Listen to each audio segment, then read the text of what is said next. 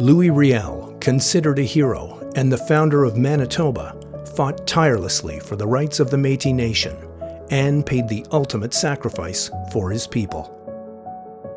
He was born on October 22, 1844, in St. Boniface on the Red River settlement, at the forks of the Red and Assiniboine rivers.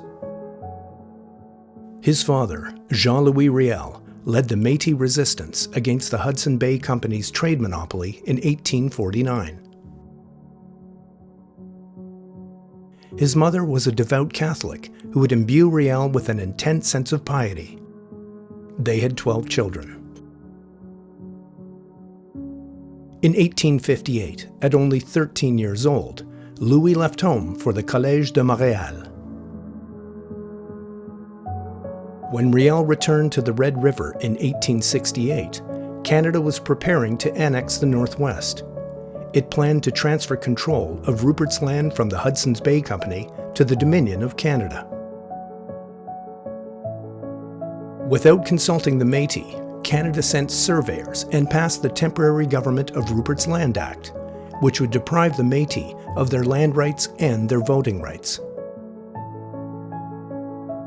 The Métis chose to resist Canada's premature assertion of jurisdiction. Riel led a mounted patrol that stopped the surveyors who were intent on redrawing lots in the Red River settlement. This was the beginning of the Red River resistance. Riel gave rousing speeches to convince his fellow Métis to form the Comité National des Métis, based on the paramilitary government of the buffalo hunt. In mid-October, the Métis erected a roadblock to prevent the lieutenant governor designate from entering the Red River settlement. 2 weeks later, the Métis seized Upper Fort Garry. On December 8, 1869, a provisional government was formed, comprised of English and French-speaking Métis, and headed by Riel. They drew up a list of rights outlining the conditions under which the region would enter Confederation. Following the entry of Manitoba into Confederation, Riel stood for election to federal parliament. In 1873, he won his seat in the riding of Provencher, Manitoba. A month before Riel won the seat, a warrant was issued for his arrest for allowing the 1870 execution of Thomas Scott, a Protestant Orangeman who defied Riel's provisional government. Shortly after, John A. Macdonald's government fell. In February 1874, in the ensuing general election, Riel won his seat a second time.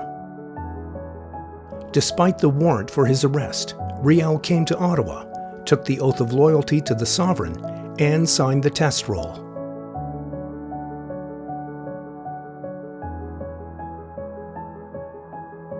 In reaction, a majority of MPs voted to expel him from the House of Commons. Riel was elected a third time in the September 1874 election. He did not attempt to travel to Ottawa, since by this time he was considered an outlaw. Although elected 3 times, he was never able to take his seat in the House of Commons. When the government finally granted Riel amnesty in 1875, it was conditional on banishment from Canada for 5 years. Aside from a couple of brief hospital stays in Quebec, he exiled himself among his Métis brethren in the United States. Louis Riel settled in Montana Territory, where he lived among other Métis people. Married a Métis woman, became an American citizen and a school teacher. They had 3 children, one of whom died in childbirth. In 1884, Riel's leadership was sought again in what became known as the Northwest Rebellion. Between the increasing number of settlers flooding the area, an ever-dwindling land base, railway projects, and the decline of bison, relations between the Métis and the Canadian government were reaching a boiling point. Repeated pleas to the government were ignored. A delegation of 4 representatives, including Gabriel Dumont, went to Montana to ask Riel to once again champion the rights of the Métis. Riel arrived in Batoche in 1884. Despite his peaceful efforts, Ottawa continued to ignore Métis demands. Riel resorted once again to forming a provisional government in an effort to force Ottawa to negotiate. In response, Prime Minister Macdonald sent in the troops. After initial successes against the Northwest Mounted Police at Duck Lake and the Canadian militia at Fish Creek, the Métis ran out of bullets and were defeated at the Battle of Batoche on May 12, 1885. Riel left Batoche and voluntarily surrendered to the Canadian military on May 15th, with the hope of using his trial as a political platform. Louis Riel was formally charged with treason on July 6th. On July 20th, 1885, his trial began in Saskatchewan, which was yet to become a Canadian province. The case was purposely tried according to Her Majesty's British law in the Northwest Territories, rather than the law of Riel's home province, Manitoba. During the trial, arguably one of the most famous in Canadian history, Riel was reduced to silence. His court-appointed lawyers mounted a defense that brought Riel's sanity into question.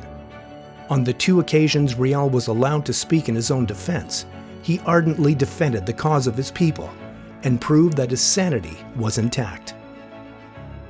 Riel was found guilty of treason and sentenced to hang.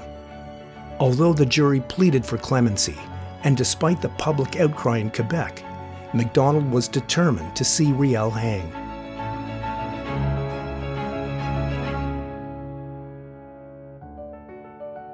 On November 16, 1885, the Canadian state carried out the execution of Louis Riel.